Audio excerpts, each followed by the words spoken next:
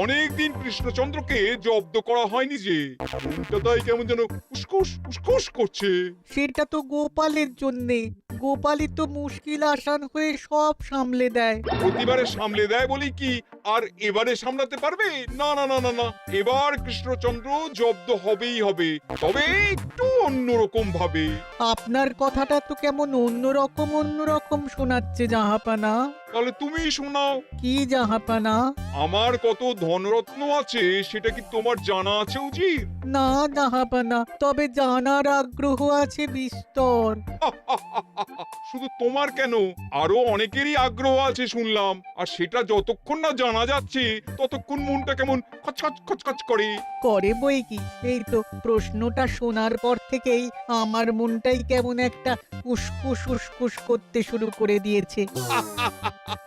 আমার হাতে একটা অস্ত্র চলে এসেছে, এবার তাই আমি এমন এক প্যাঁচ কষবো যে কৃষ্ণচন্দ্র মনে মনে কিছুতেই শান্তি পাবে না, আর তাকে অশান্তিতে রাখতে পারলে আমার যে কি শান্তি কি বলবো।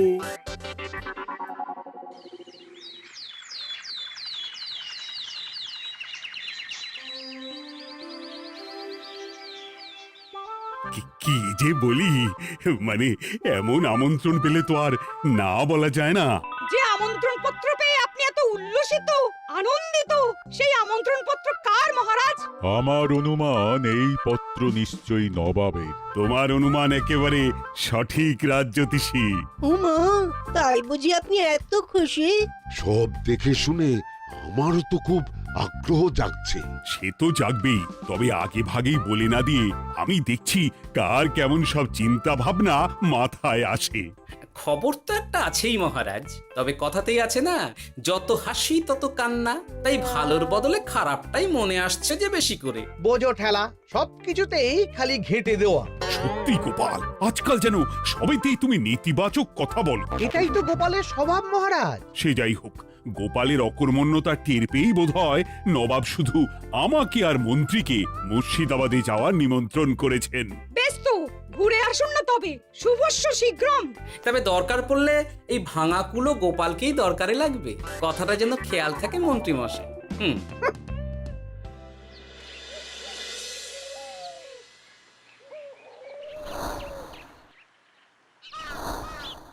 খেয়াল করেছো গিন্নি, আজকাল আমি কেমন কথায় কথায় গোপালকে চুপ করিয়ে দিচ্ছি। কেন গো, কি হলো আবার? হবে আবার কি, নবাব বাহাদুর আমাকে আর মহারাজকে নিমন্ত্রণ করেছেন তার খাস মহলে। ও শুনে যে আমার কি আনন্দ হচ্ছে। ও তাহলে এই ব্যাপার। আস্তে গিন্নি আস্তে, নবাবের ধন সম্পদ দেখার শখ মহারাজের অনেক দিনের। আমি শুনেছি নবাবের ওই খাস মহলের ভেতরেই নবাবের গুপ্ত কক্ষ আছে, যেখানে নবাব হীরা জহরত এসব রাখেন। একা তো সেখানে যাওয়া যাবে না, তাই এই মহারাজকে নিয়ে তুমি মুর্শিদাবাদে যাবে? শুধু যাবো তাই নয়, নবাবের গুণকীর্তন করে তার মেজাজ এমন ভালো করব যে নবাব সেখান থেকে কিছু দান খয়রাত করে ফেলবেন আমাকে। তাই নাকি? তবে নয়তো কি, গোপাল তো খেতে পাবেই না, গন্ধও শুঁকতে পারবে না। তুমি তো বারবারই চেষ্টা করো গোপালকে সরিয়ে দিয়ে বাজিমাত করতে, কিন্তু শেষ পর্যন্ত চিৎপাত হয়ে যাও। গোপালই তো তখন উদ্ধার করে, সেটা তোমার খেয়াল আছে তো? আমার মাঝে মাঝে সন্দেহ হয় গিন্নি, তুমি তলায় তলায় দল বদল করে গোপালের দলে চলে যাওনি তো?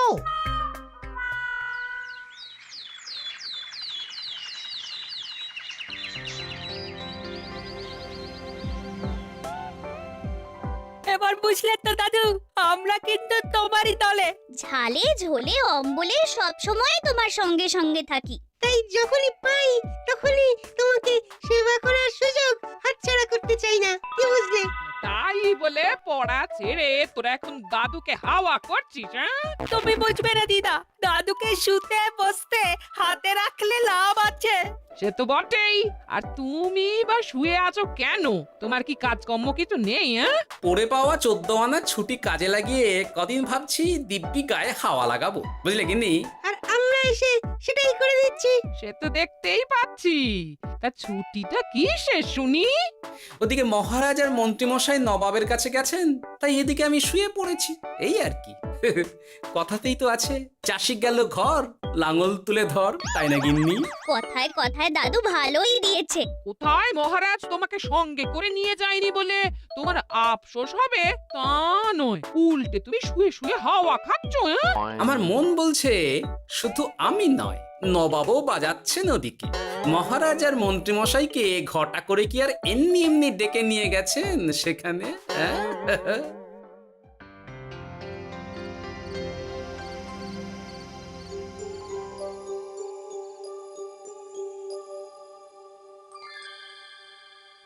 ডেকে নিয়ে এসে নবাব যে ঠিক কি করতে চাইছেন সেটাই তো বুঝতে পারছি না। অত বোঝার কি আছে মহারাজ? খাবো, শোবো আর গুপ্ত কক্ষে ঢুকে নবাবের সঞ্চয় দেখব, তাহলেই তো হবে। তাই কি আর হবে কে জানে। না না, জানতে তো আমাকে হবে। এখানে এসে তোমাদের কোনো অসুবিধা হচ্ছে কিনা সেটা আমাকে জানতে হবে না? আপনি কিচ্ছু ভাববেন না জাহাপানা, ব্যবস্থা সব করাই আছে। না না, এমনিতে কোনো অসুবিধে নেই, তবে একটা অস্বস্তি হচ্ছে বটে। আসলে মহারাজ বোধহয় মনে মনে ভাবছেন নবাব বাহাদুর নিশ্চয়ই তাকে ডেকে এনেছেন তার গুপ্ত কক্ষে কত মণিমাণিক্য ধন সম্পদ আছে সেটা দেখানোর জন্য। তাই নাকি? মানে এখানকার হিরে, সেখানকার চুনি, অমুক দেশের পান্না, তমুক দেশের মুক্ত। শুধু কি তাই, আরো কত কি। হ্যাঁ হ্যাঁ, সেগুলো যতক্ষণ না দেখতে পাচ্ছেন ততক্ষণ মহারাজ ঠিক স্বস্তি পাচ্ছেন না। এই যে কৃষ্ণচন্দ্রের যে আমার ধনসম্পদ দেখার প্রবল ইচ্ছে আছে সেটা আমার ভালো মতোই জানা আছে। তবে সবাইকে তো সবটা দেখাতে নেই, আর সবার জন্য সবটাও নয়, তাই না? তাই কি জাহাপনা? তাই গুপ্ত কক্ষের ভেতরে কি আছে সেটা না হয় না দেখাই থাক। না না, তোমরা বরং খানা পিনা করো গিয়ে, হ্যাঁ, বিশ্রাম নাও। উচিত তোমাদের খেয়াল রাখবে, কেমন? এই রে, এটা কি হলো? কি আবার হবে? তোমার পাল্লায় পড়ে মান সম্মান সব গেল। এর থেকে আমার কৃষ্ণনগরই ভালো।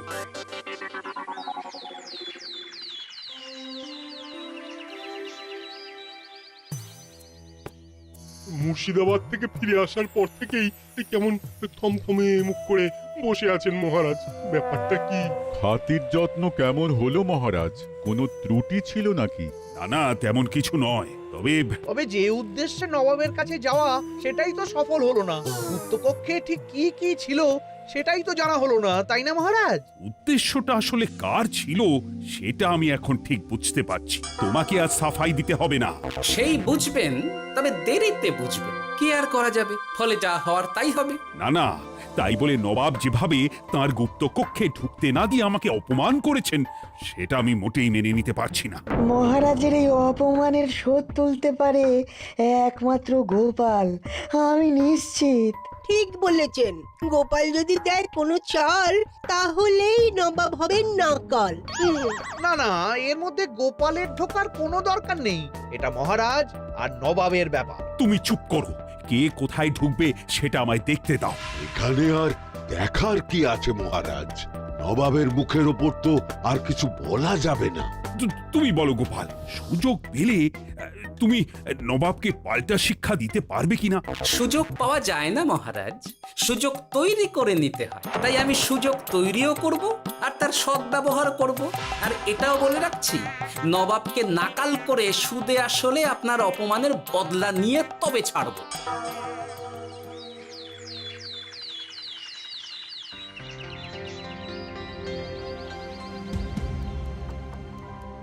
কি হলো জাহাপানা, আপনি যেমনটা চেয়েছিলেন তেমনটাই তো হলো। মহারাজ কৃষ্ণচন্দ্র মনের কথা মনেই চেপে রেখে মুখ চুন করে পালালো, তারপরেও আপনার মন ভালো নেই? না না হুজির, ঠিক জমলো না। তার উপর আবার এই বেনামি পত্র। সে কি, মহারাজ কৃষ্ণচন্দ্রকে অপমান করে তাড়িয়ে দেওয়ার পরেও জমলো না? হ্যাঁ, আর কোন পত্রের কথা বলছেন জাহাপানা? কে পাঠিয়েছে, কোথা থেকে পাঠিয়েছে কিছুই বুঝতে পারছি না। তবে দু চার কথা যা লেখা আছে এতে, তাতেই তো চোখ কপালে উঠেছে। আমার খাস মহলের ব্যবস্থাপনায় নাকি ত্রুটি আছে, অতিথি আপ্যায়নে বিস্তর গলদ। সেটা আবার 5 কান? এই না মানে এক কান হলো কি করে? কানাকানি হোক বা না হোক, জানাজানি হতে কিন্তু দেরি নেই। নাও থালা সামলাও, এদিকে গোপালও এসে হাজির। এমনি এমনি কি আর এসেছি জাহাপনা? আসলে মহারাজ এসে আপনার খাসমহলে ছিলেন বটে, তবে যে শয্যায় মহারাজকে শুতে দেওয়া হয়েছিল সেটা ছিল অসমান আর শক্ত।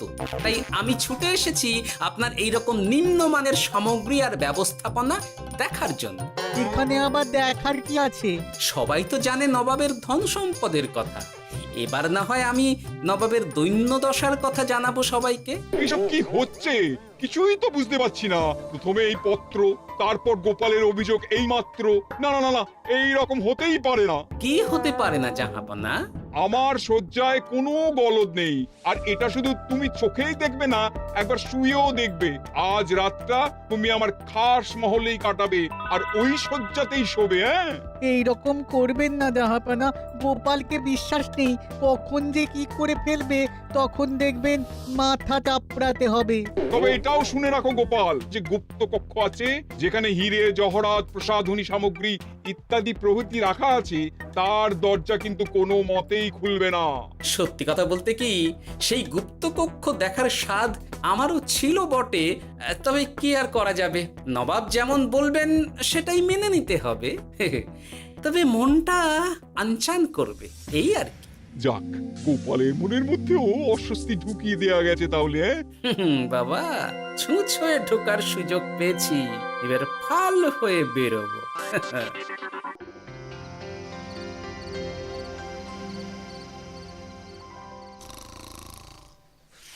আপনি কিচ্ছু ভাববেন না জাহাপানা, গোপালকে আমি চোখে চোখেই রেখেছি।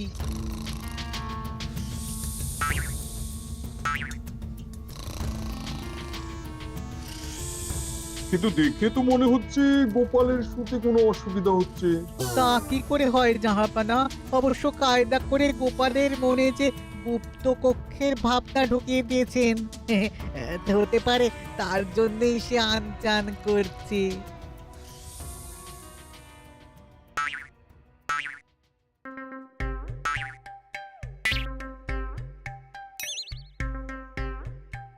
ওই দেখো, গোপাল হঠাৎ কি শুরু করেছে। তাই তো, কিন্তু কি করতে চাইছেটা কি? কি হলো গোপাল, কিছু বলবে নাকি?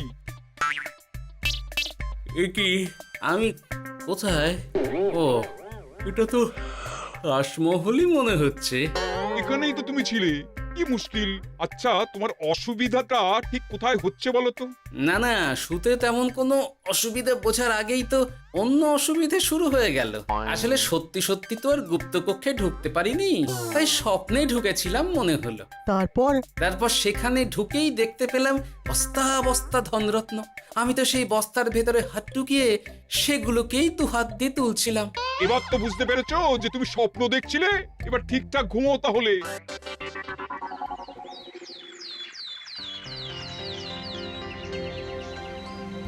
কাল রাতে গোপাল আচ্ছা ঝামেলায় ফেলেছিল। কবে ফেলে না জাহাপানা? আমাকে নিয়েই আলোচনা চলছে মনে হচ্ছে। ভুল কিছু মনে হয়নি, সে যাই হোক, এখন বলো দেখি খাস মহলের শয্যাটা কেমন ছিল কাল রাতে? সে আর কি করে বলি জাহাপনা, স্বপ্ন দেখার চক্করে ঘুমের দিকে তেমন মন দিতে পারিনি যে। গোপাল মানেই গোলমাল, আবার বাহানা দিতে শুরু করেছে। তাই বলছিলাম কি, আর এক রাত না ঘুমোলে ঠিক মতো বলতে পারবো না। বেশ তো, আর এক রাত থাকো না হয়, তবে আমারও একটা শর্ত আছে। আগের রাতে তুমি স্বপ্নের ঘরে যা কাণ্ড ঘটিয়েছো না, তাতে জাহাপানা খুব বিরক্ত, বুঝতে পারছো নিশ্চয়ই।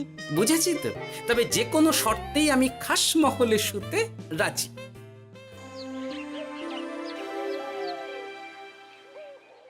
আমার এক কথায় রাজি হয়ে গোপাল নবাবের কাছে ছুটে গেল, কিন্তু কই, এখনো তো ফিরে এলো না।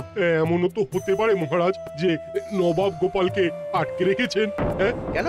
গোপাল তো দাবি করে যে সে তার বুদ্ধির জোরে যে কোনো বাধা বিপত্তি থেকে বেরিয়ে আসতে পারে। এবার তাহলে ফেঁসে গেল কি করে? না না, গোপালের কোনো বিপদ হবে না, দেখবেন গোপাল এবারেও ঠিক বেরিয়ে আসবে। হ্যাঁ, গোপাল আসবে হেসে হেসে, মহারাজ দেখবেন বসে বসে। আমার ধারণা কিন্তু যে কোনো শর্তেই নবাব গোপালকে শায়েস্তা করেই ছাড়বেন। গোপাল যখন নিজে থেকে নবাবকে খোঁচাতে গেছে তখন আঁচড় তো খেতেই হবে। কি জানে নবাব আবার গোপালকে কিভাবে জব্দ করছেন, কি জানি।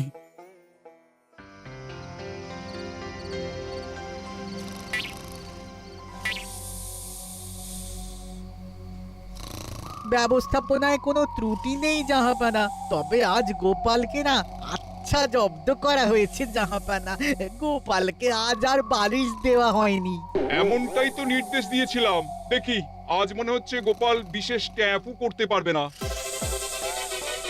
কিন্তু এ কি, গোপাল যে আবার উসখুস করছে। তাই তো দেখছি। এক্ষুনি গোপালকে ঘুম থেকে ডেকে তুলে দিতে হবে, না হলে আজ আবার একটা অনিষ্ট করবে। না না, আজ আর কিছুই করতে পারবে না, বালিশই তো নেই।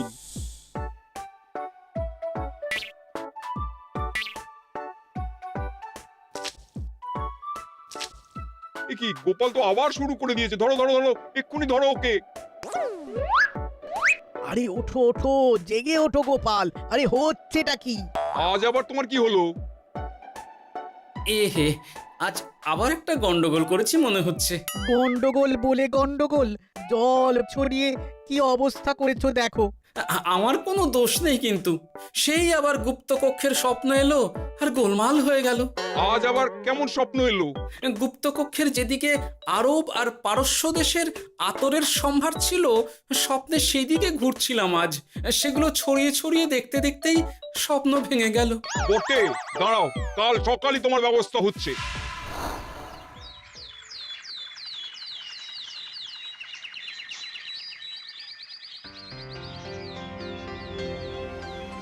গোপালের বিদায় করার ব্যবস্থা পাকা হয়েছে তো উজির? কি যে বলেন জাহাপানা, আপনি কিছু করতে বললে আমি কি সেই কাজ ফেলে রাখি নাকি? কি ব্যবস্থা করলে শুনি? তোমার তো আবার 18 মাসে বছর। এবারে আর সেটা বলতে পারবেন না। ঘোড়ার পিঠে চেপে এতক্ষণে হয়তো গোপাল কৃষ্ণনগরে পৌঁছেও গেছে। যাক, আপদ বিদেয় হয়েছে তাহলে। সর্বনাশ হয়ে গেছে জাহাপানা। আবার কি হলো? গোপাল তো ওই খাসমহল ছেড়ে যায়নি, উল্টে কোথা থেকে একটা ওই ঢেঁড়া জোগাড় করে এনে ওই সবকিছু ঘেঁটে দেওয়ার চেষ্টা করছে। বোঝো ঠেলা, এবারে নবাবই দেখুক কি করে সামলাবে।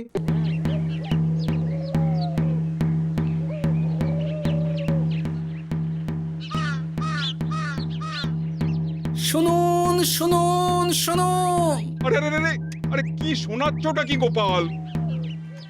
এখনো শোনাইনি, তবে শোনাবো শোনাবো ভাবছি। সবাইকে জানাতে গেলে এই ঢাড়া পেটানো ছাড়া আর উপায় কি? কিন্তু জানাবেটা কি?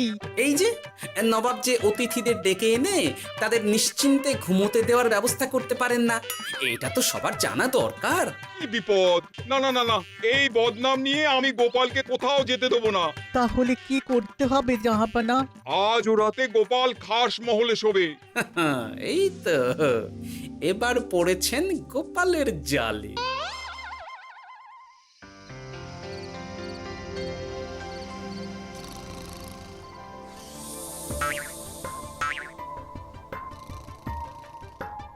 আজ গোপাল নিশ্চিন্তে ঘুমোবে। স্বপ্ন অস্বস্তি হওয়ার মতন কিছুই হবে না আজ। গোপালকে ভরসা নেই জাহাপানা, কখন যে কি করে ফেলে বলা তো যায় না। না না, আমি নিশ্চিত আজ আর কিছুই হবে না।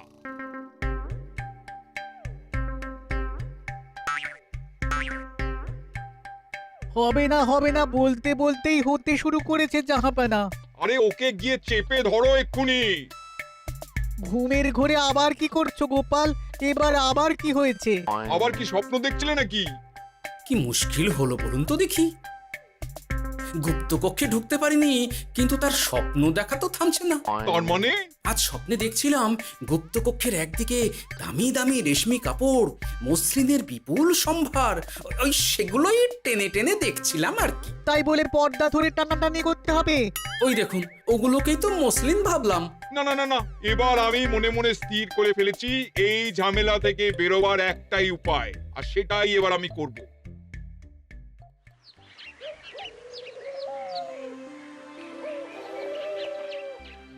গোপালের ফিরতে কিন্তু এবার সত্যিই দেরি হচ্ছে।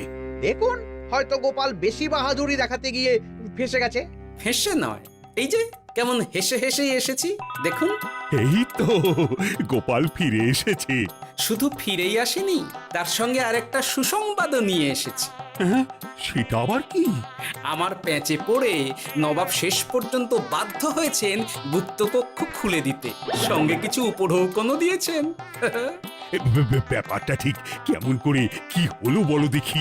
বলছি মহারাজ, নবাব বাহাদুর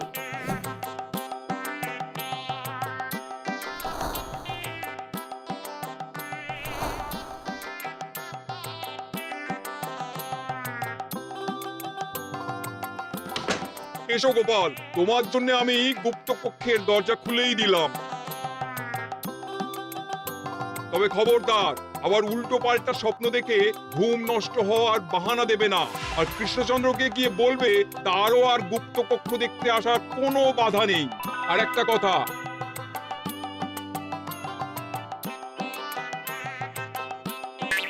এইসব নিয়ে খুশি থাকো, তবে নবাবের খাস মহলের নিন্দে করে আবার ঢেঁড়া পিটিও না যেন। এমনিতেই সেই অভিযোগপত্র নিয়ে নবাব বাহাদুর চিন্তিত। সেই চিন্তা ঝেড়ে ফেলুন জাহাপনা, কারণ ওটা আমারই দুষ্ট বুদ্ধির ফল। অবস্থা বুঝে ওই ব্যবস্থা আমিই নিয়েছিলাম। হ্যাঁ, আগে হ্যাঁ। সাবাস গোপাল, তুমি তাহলে শেষমেশ যে কোনো উপায়ে নবাবকে মাথা নোয়াতে বাধ্য করলে। আপনাকে কেউ অসম্মান করলে আমি যে নিজেকে সামলে রাখতে পারি না মহারাজ। সত্যি গোপাল, তোমার তুলনা হয় না।